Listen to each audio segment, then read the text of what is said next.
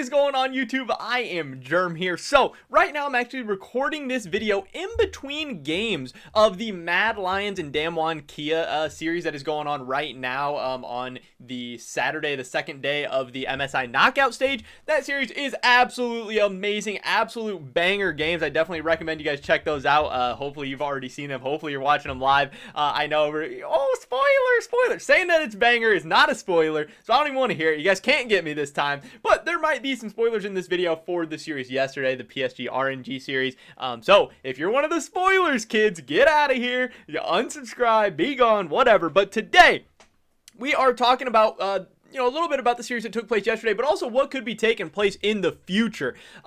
PSG, RNG yesterday. Yes, RNG did win the series 3-1, but one of the absolute standouts, PSG had a lot of standouts. They had a ton of players playing really, really well. I know a lot of people have been very, very impressed with like Maple throughout this whole tournament, but the talk of the town on social media, Reddit, on the broadcast, everything was Doggo. And we're going to be talking about, his performance throughout all of MSI and what the future might have in store for this kid, because the future's looking pretty bright. But before we get into that, I just want to mention real quick, if you guys have not already, please take a second and smash that like button. I would appreciate it so much. It really does help me out, the YouTube algorithm, helping get my videos, content, channel out to more and more people, and that's my goal. Let's grow. Let's go, let's go to the moon. Let's get it. Also subscribe to stay up to date on all my latest content. We just recently hit 7,000, 8,000's next. It's a big goal of mine to hit 10,000 in 2021. Maybe it's a little ambitious, maybe we can't get there, but hey, let's do our best. Let's try. Help me out. With that being said, let's get right into this. So this is a PCS esports host.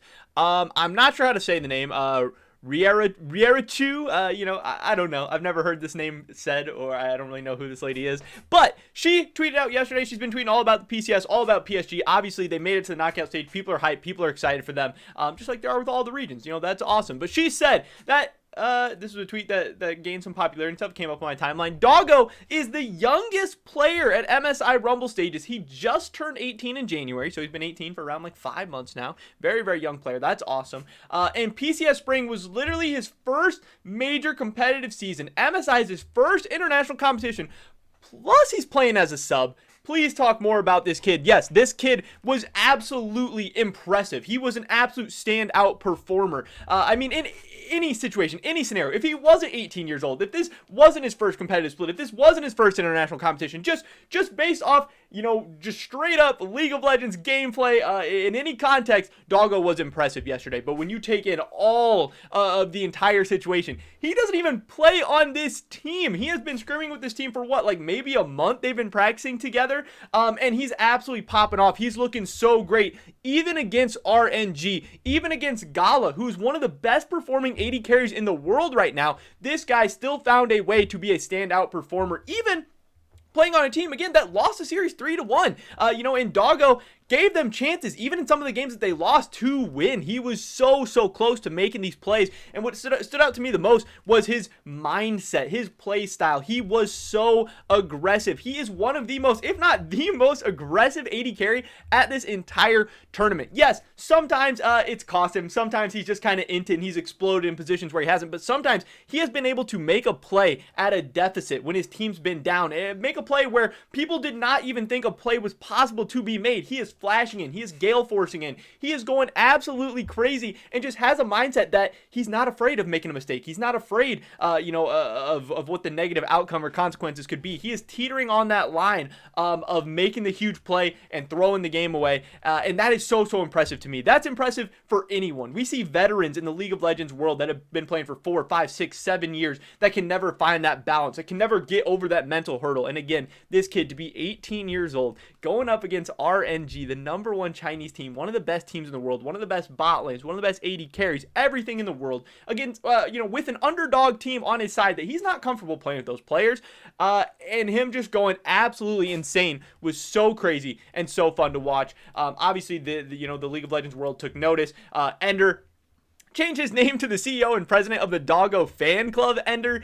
He said, please tell Doggo I'm his #1 fan. He tweeted out something like, even though PSG lost, Doggo was still the goodest boy, or something like that. PSG Talent did say that they're recording a response for you right now, so that's awesome to hear. That's funny, but this is a lot of what people were saying. As far as some of the other tweets, they were saying, "Dear NA, LPL, LCK orgs watching MSI, you saw nothing. Please don't buy any of our players." And this is obviously the topic I wanted to discuss in today's video. The fact that we heard some of the rumors going around, I believe from Esports Maniacos, was that if NA did not make the knockout stage, if Cloud9 did not qualify for the knockout stages, which obviously they did not, that the LCS owners would be using that as further evidence that the LCS and probably the world needs to get rid of the import rule. The fact that the NA owners have put so much time, money, whatever into these investments, and they're not seeing the results, they need to get rid of the import rule in order to remain competitive globally, in order to continue to grow their brands, in order to receive a return on their huge financial investments. And that's what the LCS owners are saying. Obviously, certain people disagree with that, and there's a lot of backlash and everything, but it does look more and more likely that headed into the future, and maybe as soon as spring 2022, that the import rule could be gone in North America. And I believe previously when they had the owner vote on it, I think 9 out of the 10 organizations, if not 10 out of the 10 organizations, I can't remember the exact numbers, but a vast majority of the organizations were in favor of getting rid of the import rule. And when you look at a lot of the teams in North America right now, we have mostly import teams already. Cloud9 has Blabber and Vulcan as non-imports. Obviously, Fudge coming from Osh, Perks and Sven coming from Europe. We have Team Liquid that has just Tactical as their only resident player, with 4 other imports around them. They're getting very, very close to that full import team. I believe 100 Thieves is actually a full import team with Someday Closer, Abadage, FBI, and Huhi. They already have the full import team going, but obviously they could look to make some more moves. TSM is getting close to that as well, with Spica being their only resident player. So all over, there's only a couple resident players even left on these top teams. And the fact that these owners are still looking to get rid of the import rule means that these few resident players that are left are probably, very, very replaceable in their eyes. And they could be looking to make moves on even these couple of guys, even on a guy like Blabber, who kind of had a rough MSI at times. A guy like Spica, who looks like he's a bright talent. If TSM feels that they can go and get an upgrade, it seems like they're willing to do that. Same thing with TL and Tactical. Yes, Tactical could develop into an awesome AD carry in the future, but if TL's trying to win right now, he is absolutely upgradable. This has a lot of people thinking, could guys like Doggo, could a lot of these players that we're seeing, some of the top European players, I know there's talk of like Yankos potentially heading to North America.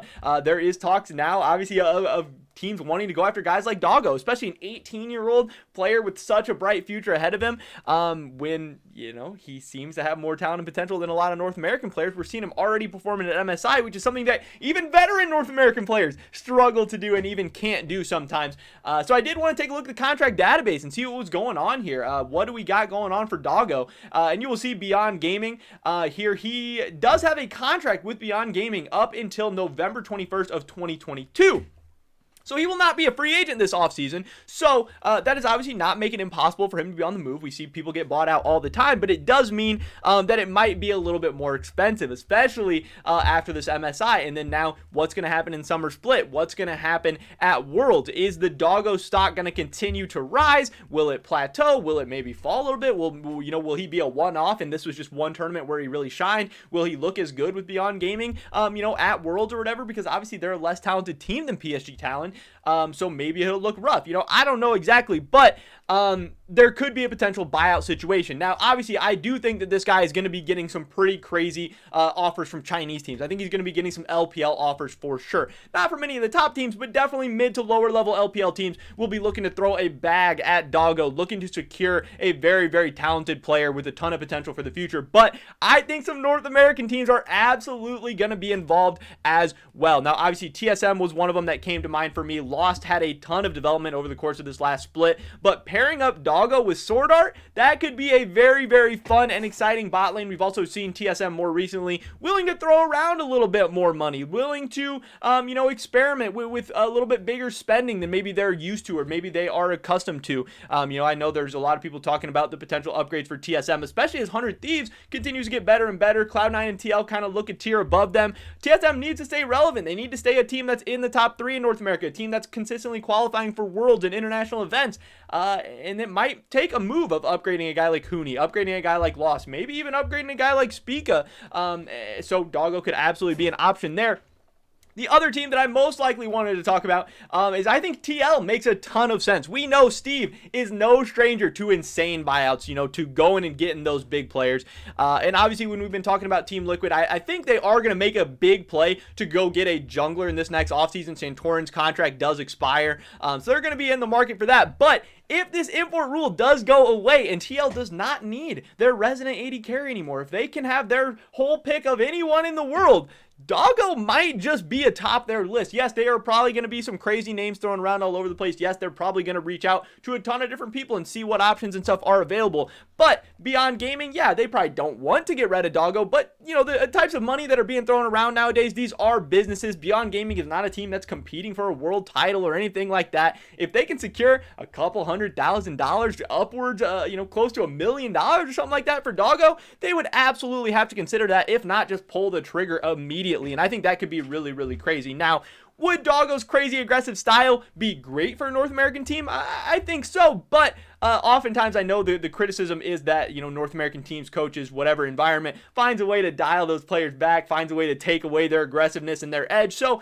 maybe it wouldn't even work out in the end. Maybe he would be too different from what North America typically looks for, kind of the risk-averse play style and everything, trying not to make the big mistake. But Doggo has definitely impressed on a big stage. Obviously, scouts, organizations, teams are taking note. And again, depending on what happens with this import rule, if this import rule does get removed, then resident players in North America need to watch out. Their owners are pushing for the removal of the import rule for a reason. One is definitely financial savings. They want it to be cheaper. They want to have full pick of anyone out there. They want to, increase the supply, which is going to lower costs for them. But also, they potentially might want to look for some upgrades for some of the North American players that they don't think are cutting it either domestically or potentially at the international level. This could be some moves that are getting made in the future. They definitely have some options, and that works out awesome for guys like Doggo, who maybe are looking to travel the world, maybe are looking to go secure a bag in China, in North America. We will see.